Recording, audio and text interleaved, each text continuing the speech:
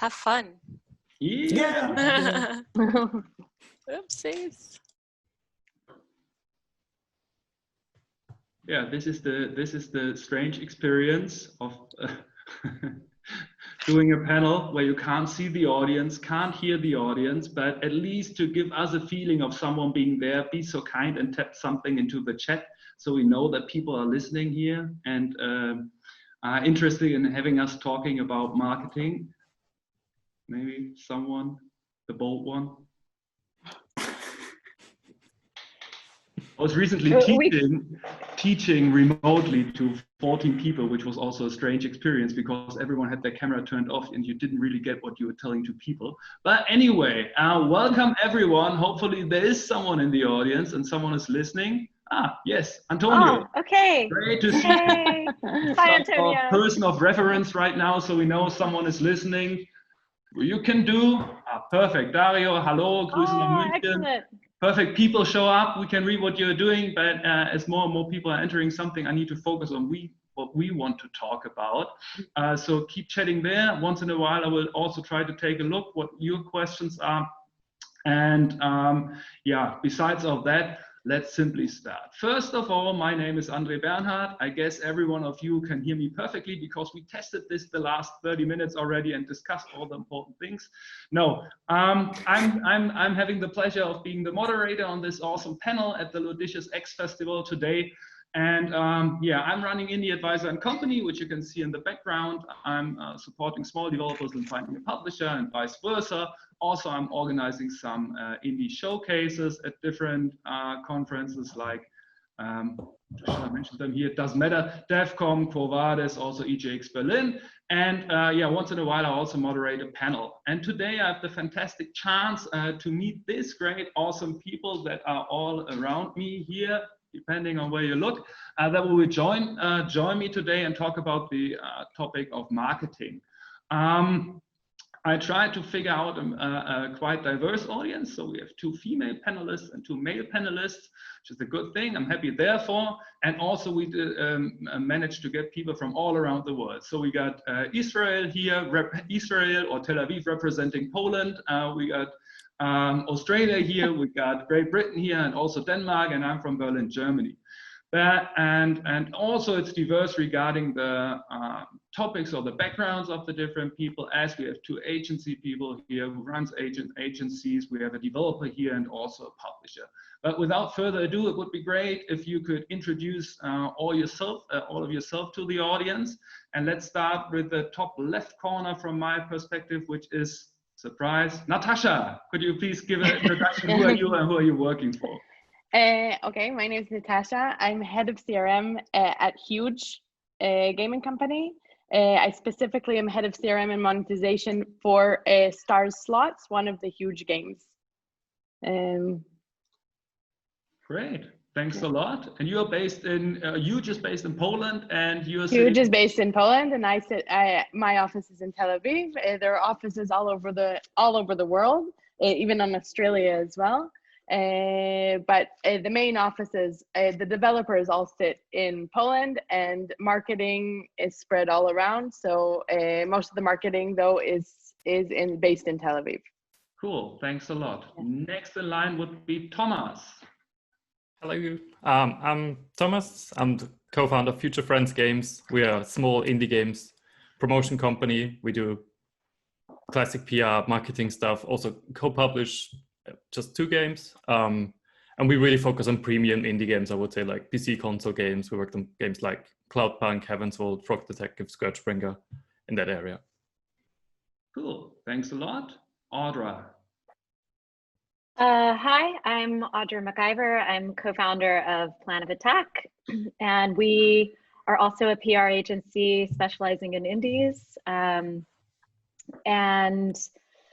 we're kind of based everywhere. I'm normally based in Amsterdam, but I've been stuck in Australia for the last 3 months. And we've kind of always worked remotely. So we have people in the UK, we have people in Germany, in Lithuania, in the US.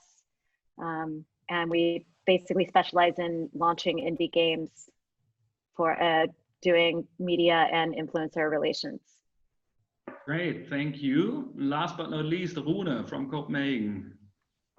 Yes, hello everybody. I'm Rune Drewsen. I'm coming through live from Copenhagen. I'm three of the founders of the small, or used to be small, now maybe it's medium size, I don't know.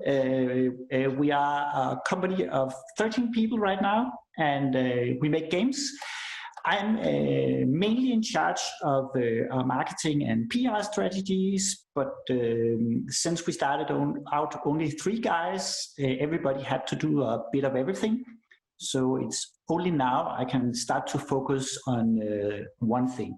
And we just released a game, and it's called What the Golf, and it's out on the Switch now, and it's going pretty well. Yeah, that's great to hear. So thanks a lot for the introduction of everyone. As you can see, there are a lot of people here that are a bit more focused on the indie side of marketing. I think that's also the more important part regarding the audience of the festival. Also, I mean, the bigger the company, the bigger the departments about marketing they have by themselves. But meanwhile, we still figured out to have it more diverse, like have people who develop games, have people who market them, and also have people who publish them in the end. But now it would be time, Nina, to shoot out our first poll to the audience so we can get a closer look of what you people are doing, whether you're a developer or publisher or working the marketing. We try to figure something out. So hopefully there's, Nina, the poll coming up somewhere. Woo! Magic! Ooh. So please. So neat. Yeah, pick out what's your profession in the industry, and in the end, I guess somehow we can see the result somewhere. I don't know. Yeah, for me, I would say it's complicated. Let's see. Okay, you have to get. Sadly, I think you have to answer all questions in line, which also helps you to give a better impression of what your audience is about. So the second question would be, what makes you buy a game? To get to know, okay, how does this change in recent time? And last but not least, what's your favorite social network? So if you're bored by what we are talking about, or meanwhile next to our discussion, please be so kind and enter the poll right here and tell us what's going on. And hopefully later on we can see the results somewhere. Nina, you have to help us on there. Okay, but that was all the organizational part. I covered everything. We have like time until 1:45 of our time zone here, of the conference time zone, until we switch over to the more open question round. But meanwhile, you feel also free to enter something into the chat. I will try to take care and take a look at that as well. Lots of first words. Now let's start the talk. Okay, so I prepared some questions, and I mean, it was really hard to come up with something that is not Corona related in these days. I don't have to explain to you, but let's try to cover the Corona issues first, so we are able in the end to open up our horizon and talk about things when we got this covered that are not focusing on the virus all the time and every one of us being stuck at the office. So, in the meantime, do you see less interested in your brands and games or the brands and games you are working with, or is it growing at the moment as people spend more time online and don't have any chances to anything yet? How do you see that compared to the times that was pre-Corona somehow? I think it's definitely growing. Yeah. We've seen at least, yeah, a lot. Because people are cooped up at home and they still need entertainment and, you know, sanity. So we've definitely seen. I I totally saw agree a graph with McIver. Yeah, on that one. That's like we can see the interest in our games are just growing and growing and growing, and it's like we are in a lucky position because our game, What the Golf, is fairly light and silly, and it's actually a good family game. So we actually see a lot of comments, and people are writing us, telling us that this was a game that they played with their kids or with their parents, and it actually helped them to get out of Corona and cope with the crazy situation. And also out of homeschooling to take some.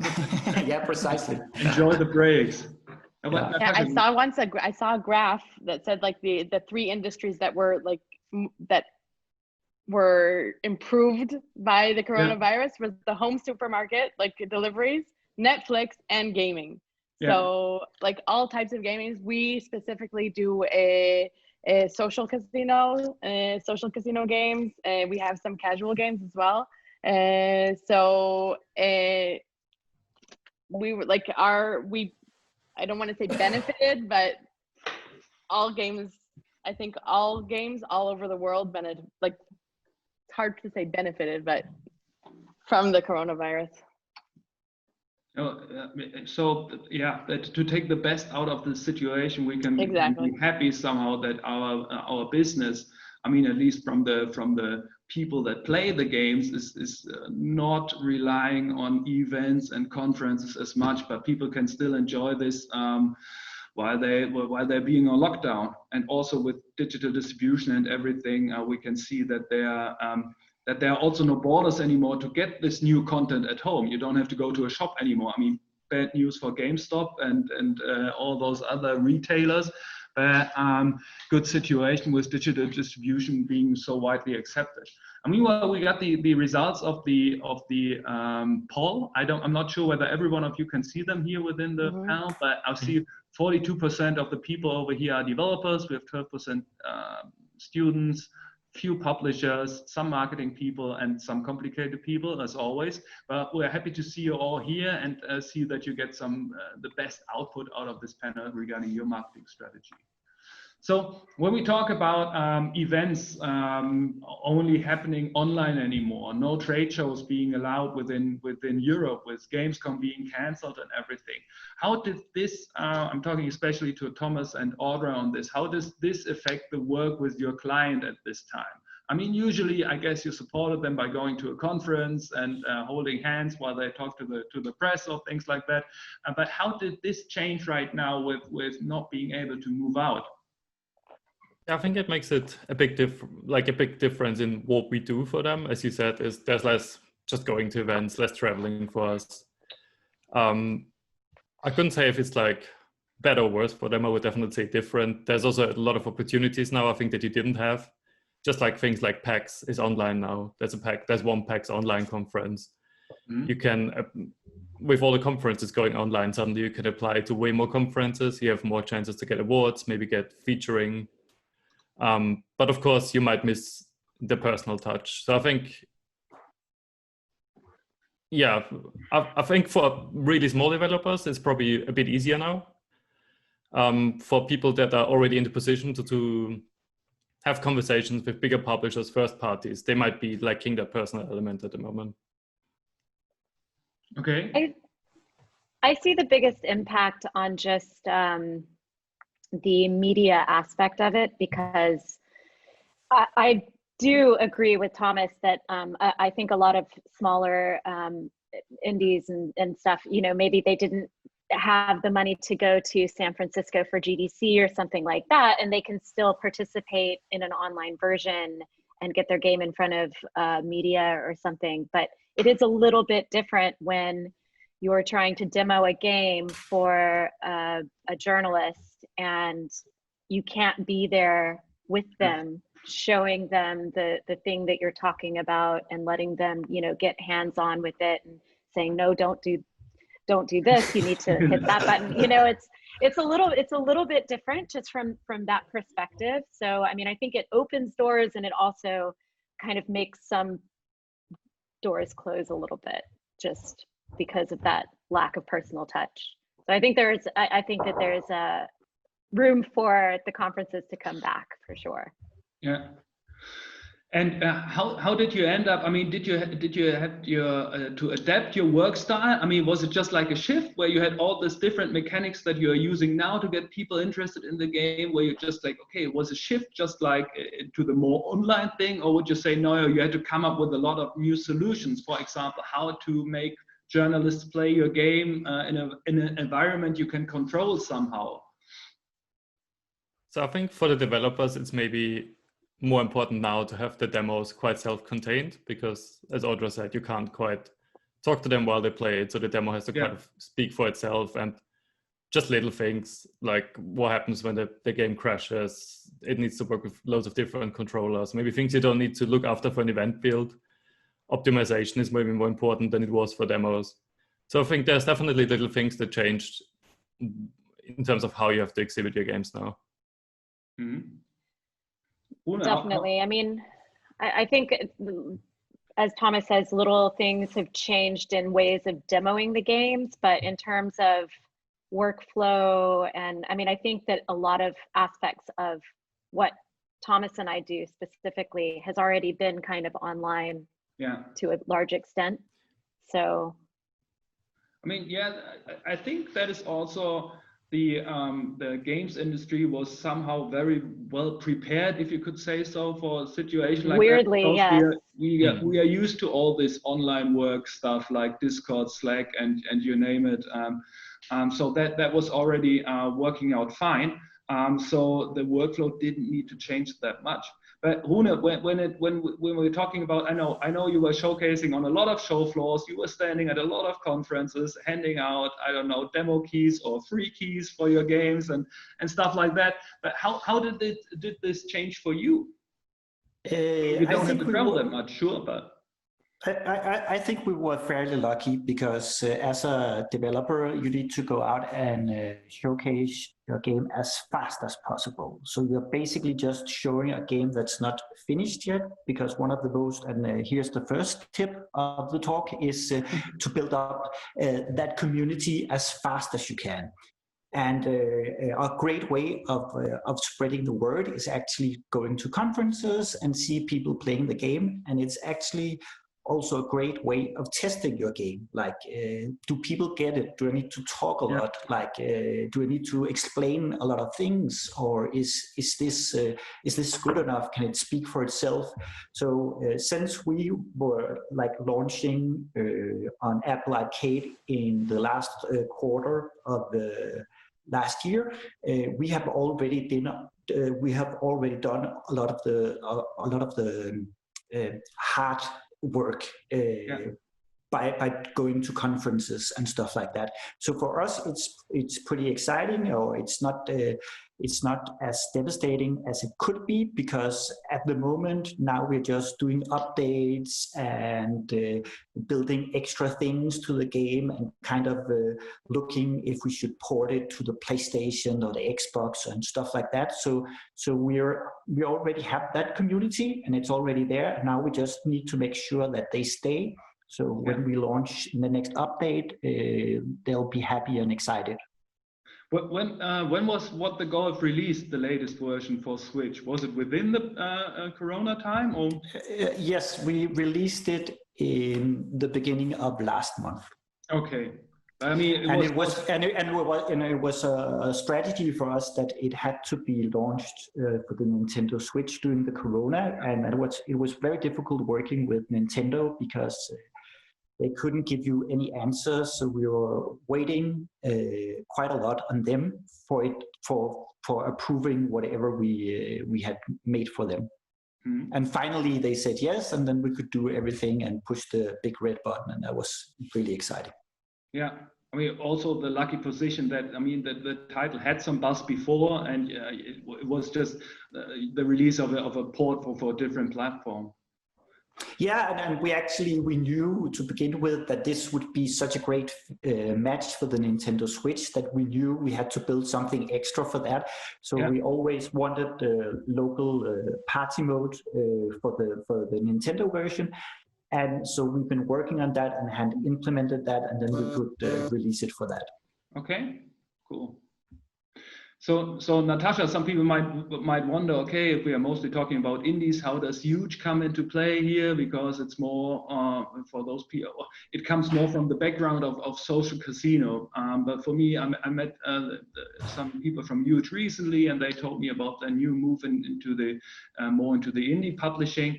How did it change for you? I mean, was there a change at all? Because so far as I got it, Huge was mostly doing online or performance marketing all the time. And is there some difference that you see right now? No, we still do online performance marketing. We do have our main game, which is a Huge Casino. That's like our main slot, but Huge is also branching out into more indie games and publishers as well as that. So we are expanding our portfolio. So we are going into more indie games and doing more deals on that side as well, but definitely through, like you said, through publishing and things like that as well. So that hasn't changed on that side. We less go to conferences and meet players. It's more like when our acquisition team goes to conferences, it's like to do deals with publishers and things like that. And like I've never been actually to like a conference as a representative for the gaming company, because there's no need. Our games are all iPhone or Android based, and we mass market them. So it's like not really a niche, and then so it's kind of different, but we are expanding into other things like more casual gaming and things like that. Like there was the latest acquisition of Trolls, like a bubble shooter game and things like that. So So a question to the round then, as Rune already touched on that, I mean, regarding how much more do you have to shift your focus as a developer on building your online community nowadays? I mean, this sounds like the most important thing that you need to start early on with. I mean, what's your take on that? Yeah, I think it's extremely important, and it's just becoming more and more important. And usually now when we work with clients, like we do help them with all the usual PR stuff, like reaching press, reaching YouTubers, reaching influencers. But a big part of our work is now just like training them how to build a community, like helping them set up a Discord, talking to them how to do social media best. Because I think in the end of the day, really, the two big ways how you can currently sell a good amount of indie games is either you get featuring from the stores or you have a community. Yeah, and featuring of the stores is always ideally both. And featuring of the stores is, I think, always a bit of a gamble. On Steam, there's more things you can do with wish lists and stuff. On console, you almost have to be lucky or have a good game that they want to feature, but the community is always something you can fall back on. So if you have that, you're kind of more or less safe, but building a community is obviously very hard and takes a lot of time. I also think that if you have a good community, your chances of being featured and your chances of being noticed also are better. So it's always important to build a community and then keep them engaged. And it's a lot of work to do that, but it's extremely important. Yeah, I actually think that one of the things that's really hot stuff at the moment is like before everybody was talking about games as a service. And I actually think that in the current times, we have game development as a service. That's actually where we are right now.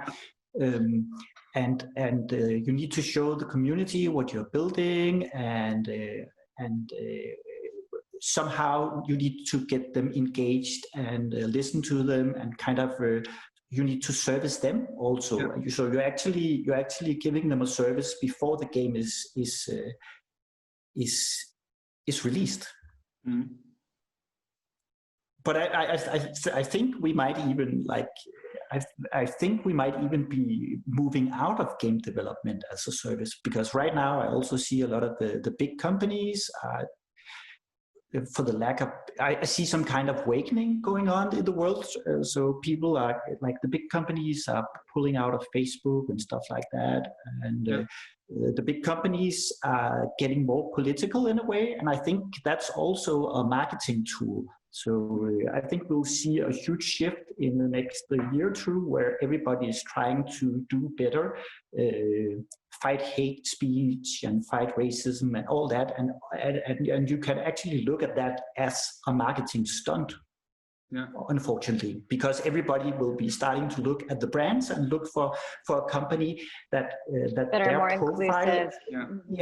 That their profile is actually responsible and fit their persona. It's a bit like the greenwashing that we've seen before with sustainability, where everyone joined the hype train on being sustainable right now. You can see that happening also with the important topic of social greenwashing then somehow. I just want to jump to a different question right now that came from the audience to support the audience a bit more in dropping questions. Where there was a question from Dominic who asked for like whether we see a chance for trade shows to do a combination of online and on-site in the future.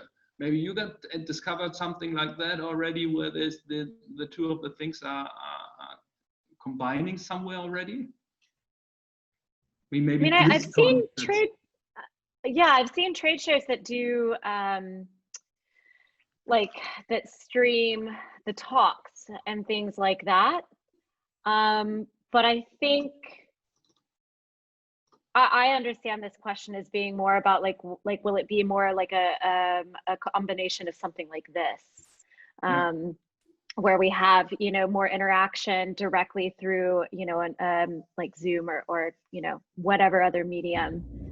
And I think that it kind of has to move in that direction. I really don't think that things are ever going to be exactly the same as they were. Yeah. So I do look forward to the time that we can meet in person again and that we can all be in the same room. It's a different experience, but I also think that having this element involved does open it up to a lot more participants.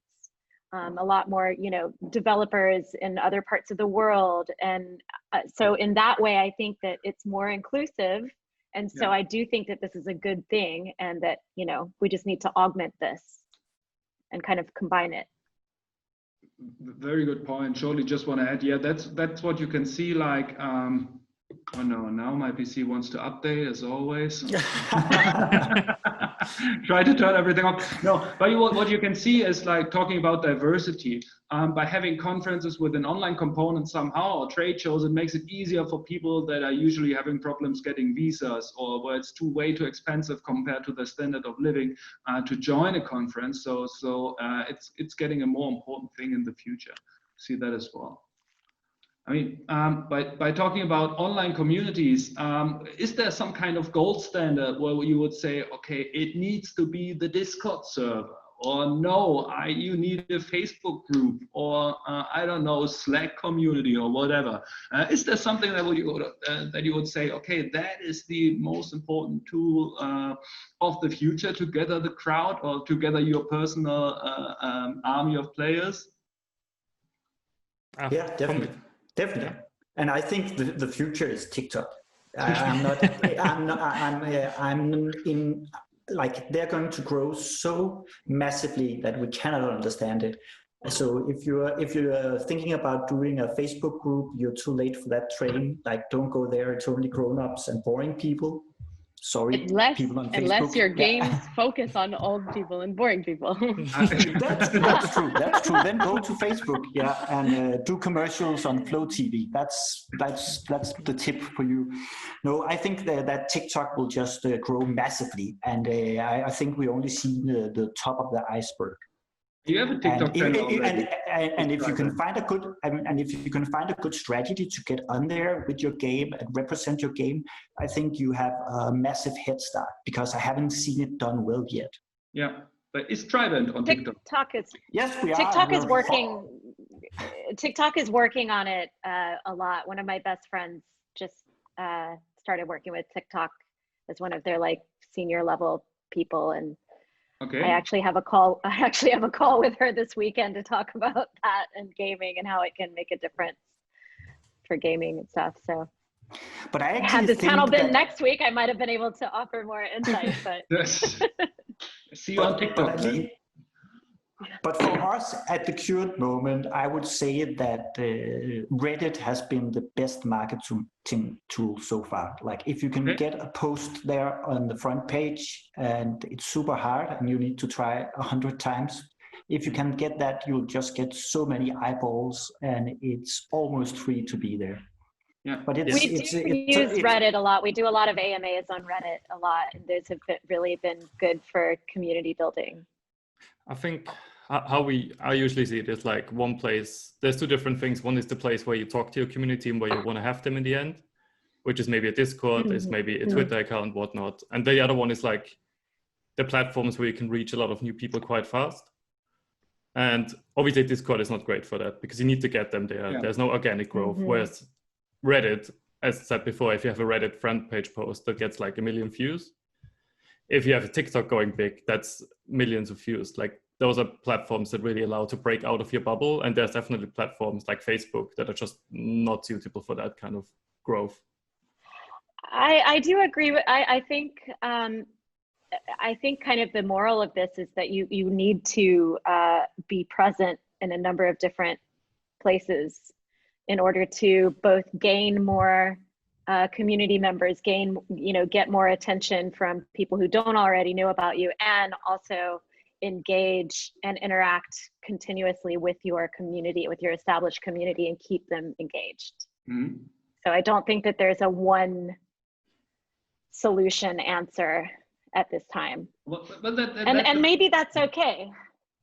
That's a very good point by saying, okay, once there's one platform that or you need to focus on getting the eyeballs somewhere, and on the other hand, you need to focus on how to keep the people entertained, as Rune mentioned, game development is a service then. And would you say there then it's the Discord service, or it's you need MailChimp and Discord, direct email marketing, you need to, in the end, you need to play all the battlefields, or if you have only, limited resources? I think you need to pick the platform that fits you and fit your audience. Yeah. That's definitely do that first, and see if you can find a platform that's really good for you. And when you feel that's under control, then you see if you can get the next platform. Like for us, we hadn't spent much time on Facebook with What the Golf, but prior to the Switch launch, we actually did a lot of Facebook campaigns, like massive Facebook campaigns. And we started 2 weeks before the launch of the game to actually target us in on the audience and figure out what worked and what didn't work. So when we were ready to launch the game, we could actually pick the campaign that did the best, and we could just update the trailer, and then we got a lot of eyeballs. And one of the good things about our game is that it's like hearing a good joke. It's something you want to share. So like if I get the 2 people in Brazil playing it, then I'll very, very fast they'll tell their friends that they found something that's amazing, and then they share it. And I think Facebook was really good for us in that way, because they'd actually we could actually target those family fathers that love computer games, but actually were looking for a game that they could play with their kids. Mm-hmm. Yeah, for like specific targeting and things like that, I would say Facebook for us is probably the best. And like most of our players are at the age of users that use mostly Facebook. So we're mostly present on Facebook, and we use emails, of course, and push notifications, but that's like mostly our audience. That's how we get to them. A lot of retargeting campaigns in Facebook and things like that. Facebook does have things, that you can find a wider audience for them. I don't even know like how many of our players would be on Reddit and TikTok or even Instagram. I think that's a really... I think that's a really good point. Know your audience. Know exactly where your audience is. So I think you just need to know your target audience and where your audience is mostly, like even if it's like age-wise or country-wise, because like in Israel, and just say if somebody was targeting Israel, Twitter is not popular here. Oh, okay. So even though it is super popular all over the world, Twitter's not in Israel that popular. So I wouldn't, I would suggest that people don't target specifically mostly Twitter, things like that. At least we know our audience here and see there are only few Reddit and TikTok users, so work on the improvement of your knowledge on this platform and make TikTok your new favorite platform. When we talk about community building, you have to separate between the situation of having publishers and developers, or maybe hybrids. How would you, from your position, say like, okay, is it important that me as a developer, for example, that I have to build up my own audience, or can I outsource this to my publisher if I got some, or shall we do both? What would be your take on this by saying, okay, who's in charge of building the community? Can you outsource that? For me, I think it would really depend on the publisher.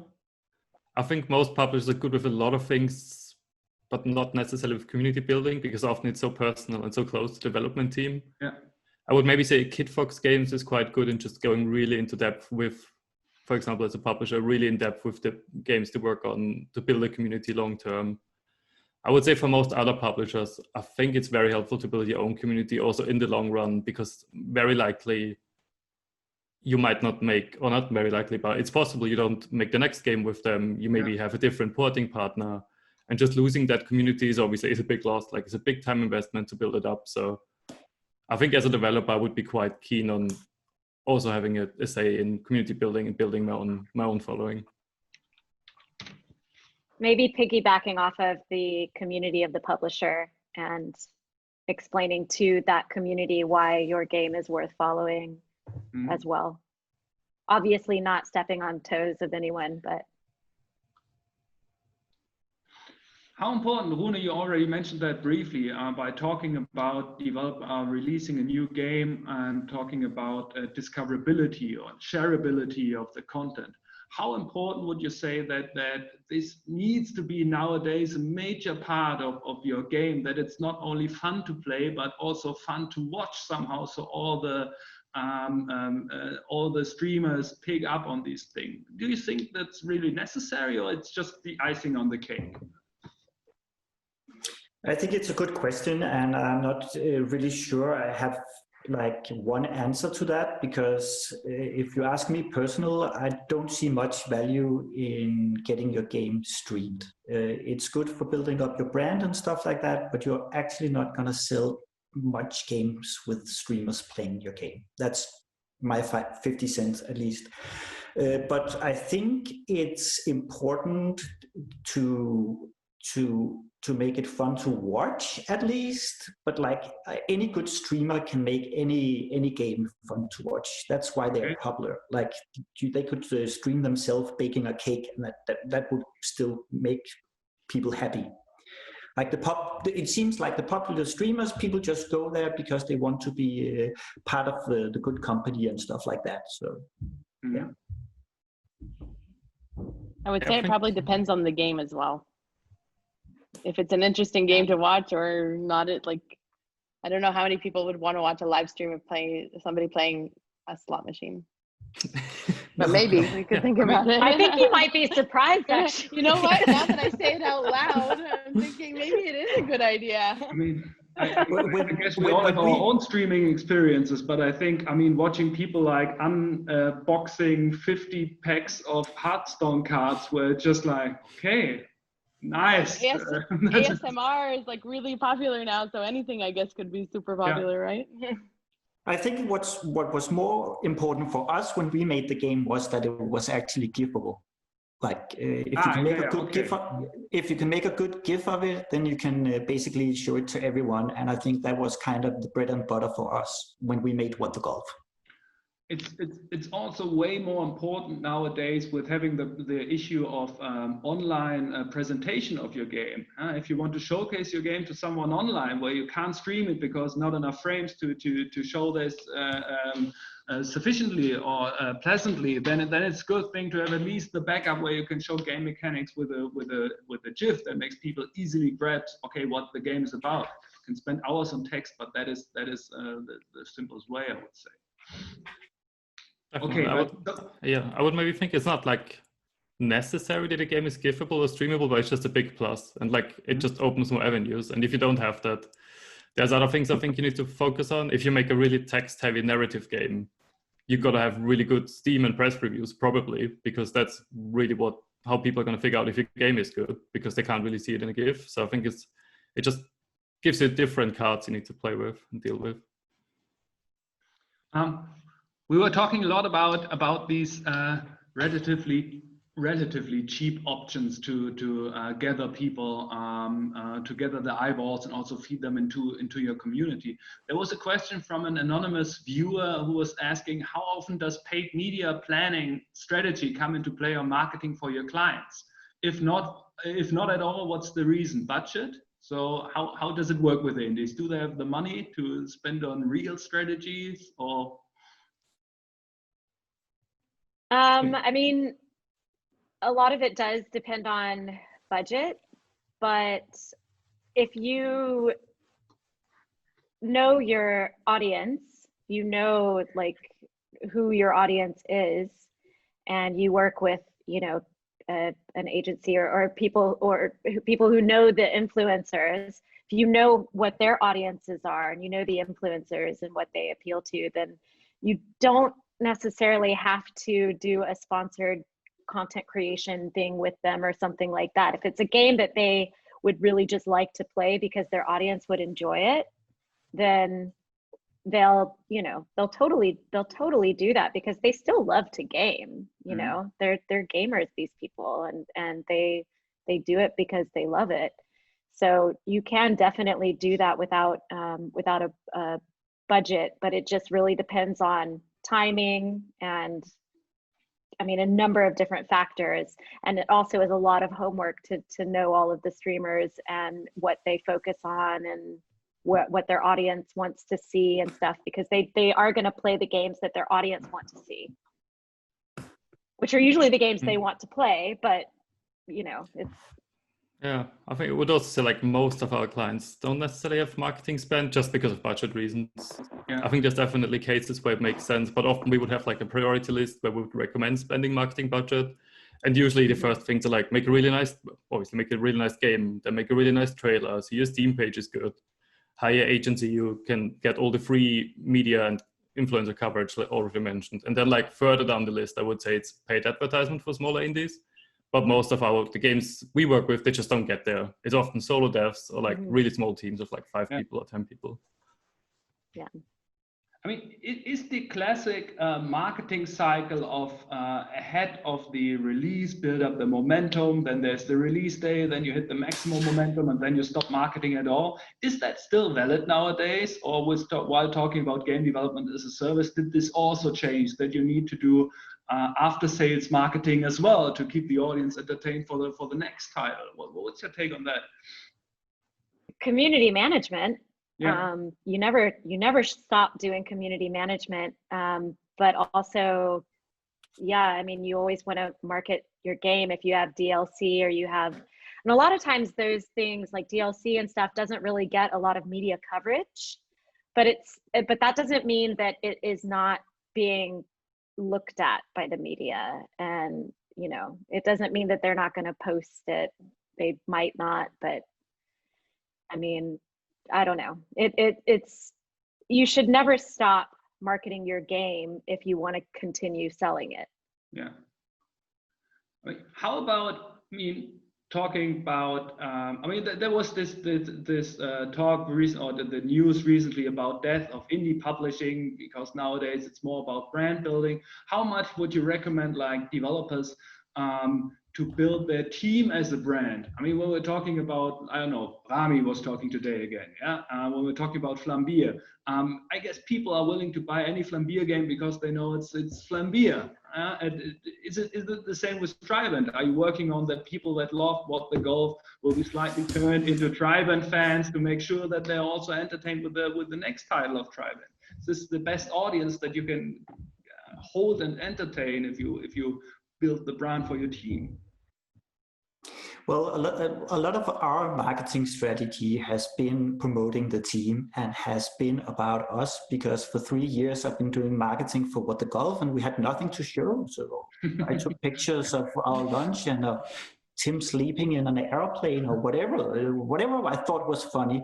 So one of the approaches that we had was like, we are 3 guys in a basement and we're having a great time, and it's basically it's Jackass without the crazy shenanigans. It's just silly shenanigans basically, and that was a lot of the brand building to begin with, and I kind of think that set the tone. And it was so nice when we actually figured out that we were going to do a fun anti-golf game, because that brand actually aligned very well with the title that we were launching. So we could easily transform all these followers into buyers of the product. So that was super cool.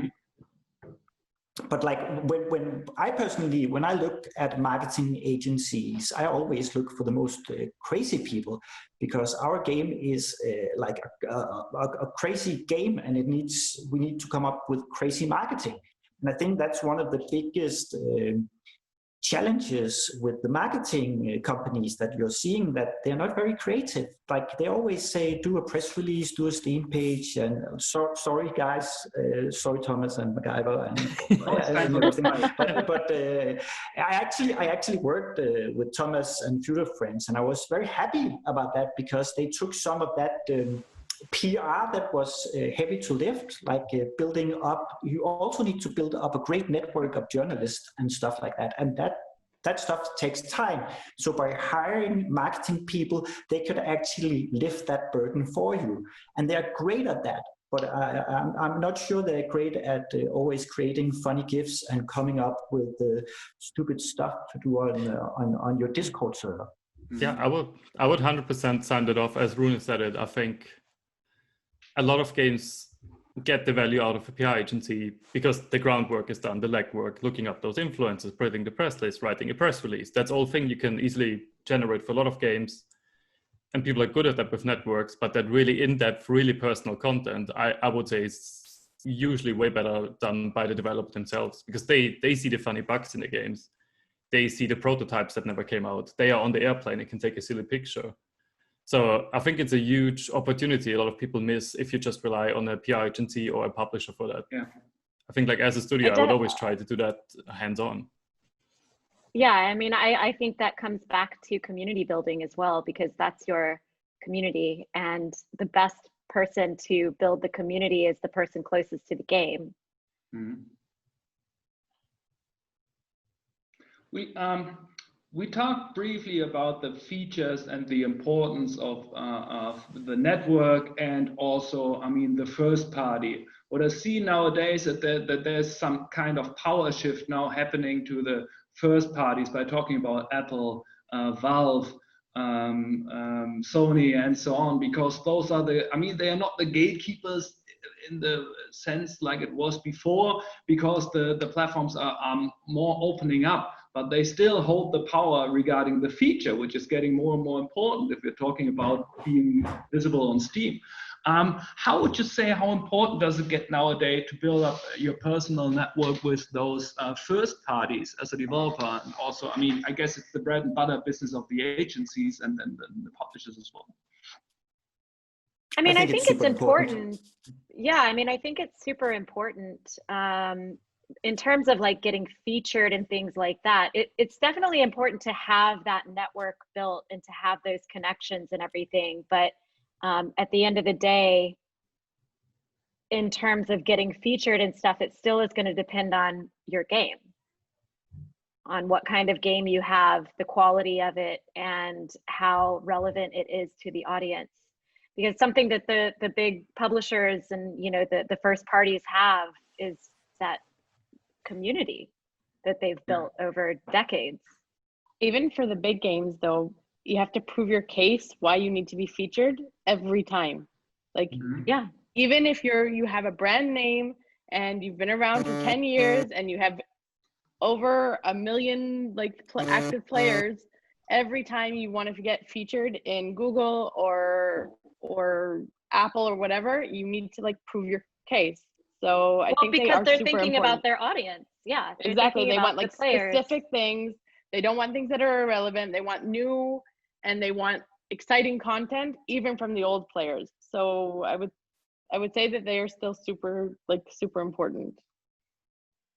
Yeah, I would definitely. I think for us it's been the most important thing actually, because I think the most money we earned are through those gatekeepers, and it hasn't been on sales. It has been on making great deals, like signing a deal with Apple, being on the Apple Arcade, signing a deal with Epic, being on the Epic storefront, and all that kind of stuff. And I think those kind of things only happened because we have our Ronaldo on the team is Team Gabors, and he has no filter. He will only talk to the most important person in the room. So he will always walk up and he kind of look like a hobo and just goes can I show you something? And they look at him and he's like, oh yeah, he's standing right there. Okay. And then he pulls up his phone and then he shows you a new prototype and they go, what is this? Oh, it's just something we're making. And then he's leaving again, and they are like, whoa.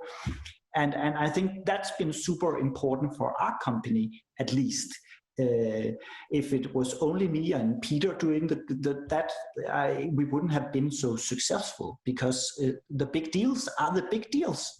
And also we are not doing a +1 game. Like I despise those kind of games. And so when we have something to show, it's easy for us to sell it. What's a +1 game? You mean a copycat or? Yeah. For example, if you look at I don't know, Subway Surfer, it's basically just Temple Run. Or if you look at Candy Crush, it's a copy of another. Like I think that what's important for us, and what is the fire in our heart, is that we want to make something that nobody has done before. And if you have that passion and you talk to big people, they sense it, they know it. They can say, oh my God, these people are crazy. Let's find out who they are and what they do. And they will remember. They will always go, oh my God, this is crazy. I need to figure out how to get that. It's sad that we are slowly running out of time. Before I hit my last question to the audience, I would recommend to the panelists, I would recommend the audience to write down the last questions, so we can talk the last few minutes about the questions that comes from the audience. We would love to spend more time here, but you know how it is. Panels are limited somehow. So my last question for you would be then, while talking about the crazy stuff that gets people interested, are there certain genres and settings where you would say, okay, no, I don't see a chance in working together with these people, because doing another puzzle platformer, doing another match 3, it's just like overkill. There are millions of them out there. I'm not supporting any copycats. Are there certain red oceans that you're not stepping into? I think for us, like what you just mentioned, like usually if we work on a game, either we want to be able to like really help that team, or we're quite sure they're going to sell anyway, and we're just going to up that percentage of what they sell. And there's certain genres that are like a bit red flags. Like I would definitely say puzzle platformer is generally really hard to get going with press to sell. There's obviously exceptions. Like if you make Ori, that's cool. Like that is a big team. They have a couple of billion budget. That definitely works. But otherwise, also like point and click is often quite difficult. I think there are certain genres that just tend to do better. On Steam, for example, like if it's a strategy game, any simulation game, they tend to do quite well. They often, I would say, are a safer bet. And then there's the third category for us, which is games that we think are probably going to get a first-party deal. Yeah, that would be something like Water Golf, and those are really fun projects to work on. They usually get good funding, and they're really creative in new games. But I think if game doesn't tick any of those boxes, then it's quite hard. Yeah, I agree. Probably just need a big marketing budget. The more like you're like other games, you probably just need a bigger marketing budget to step in. Yeah, and then even then, sometimes it won't work. You have to have something a little bit different, a little bit unique, but also different regions come into play as well, because different games, different platforms are more popular in different countries. So that's another big thing that you have to assess when you're looking at games and where to promote them. Okay, I mean, I prepared so many questions for this panel, and usually, I mean, once you start talking about it, you don't want to get stop. through like 2. One thing leads to another. But before I start with talking about the questions that came from the audience, as we lack the applause, I prepared some for you. Woo! You were an awesome panel. Thanks a lot for joining me here. Also, big thanks to the audience for being part of this. Now, as we have only 5 minutes left and 3 more questions, please very short answers to this questions that came from the audience. And I guess all of us will spend at least some more time after this session in Discord. So head out and look for us in the right channel. Hopefully Nina supports us here in guiding the people somewhere to the right channel where they can find us. Questions. Agatha asked, how does the marketing strategy for promoting the product depending on the focus group, age-based? Are there focus group tests? You do that? We don't. We don't do focus group testing. That's something that's more of like kind of like a big like straight up marketing kind of company does. A publisher would be more likely to do something like that for you. Like that's one area that a publisher can help. Focus group testing, QA, things like that. So usually you bring up the idea of what is your target audience is already when you talk someone on the table. At least you get some first impressions as a developer. Typically, when you look at a game, you can kind of tell where the target audience is going to be. It doesn't mean you have it backed by focus group testing stats or anything like that. But you know, when you look at as many games as I'm sure we all do, you kind of know. Okay. Alex asked thanks Nina for posting the right channel to go to afterwards. Hopefully that your question is answered, Agatha. Next thing would be, what are the most promising marketing channels for hardcore games as a service? That's what Alex asked. Hardcore games as a service. What do you mean? World of Tanks? Anyway, the question is for you. I'm just the moderator. What are the best channels? The most promising marketing channels for hardcore games as a service. Well, I would say if you have a lot of money, you should probably team up with Fortnite and do a live concert or something like that. Yeah, because that's definitely, they seem to have developed the biggest marketing machine I've ever seen. And it's kind of crazy what's going on there. But other than that, like, I don't know if it's, if I were to promote a team of tanks, I would definitely look into buying commercials on daytime television because they're cheap. Yeah. And if you can get your dad to play World of Tanks, you're probably not going to speak with him for the next year. You just enjoy that too much. Yeah. I'm curious what's the pricing for a worldwide Fortnite event is at the moment. If you want to do your live concert, might be some euros, dollars that you need. Yeah. On the table. Can we get Christopher Nolan on the call here? Then we can ask him. Next time I'll ask him to join us. Yeah. The last question for the audience is from Owen. He asked, we've heard a lot about targeting your audience from both the dev and agency perspectives. What are your strategies on determining your target audience during development? After development, completely haphazard? Okay, again, the question about the target audience, how to nail down the target audience. Is the target audience there first and then comes the game, or you make the game and then figure out who's interested in that? We have no clue who our target audience is. Like, so you probably make the game. We don't know. We just made the game, and we kind of like looked at it, and we like basically we don't know. We think we have an idea, but we don't know for sure who's playing the game. Like most of our players are on the Apple Arcade, and we can get no data from Apple on that. Yeah. So I can't tell you. I have an idea that it's probably 80% men and 20% women, but I don't know for sure. And I think the average age is probably around 23 or something. And I think they all like dogs, but like, that's it.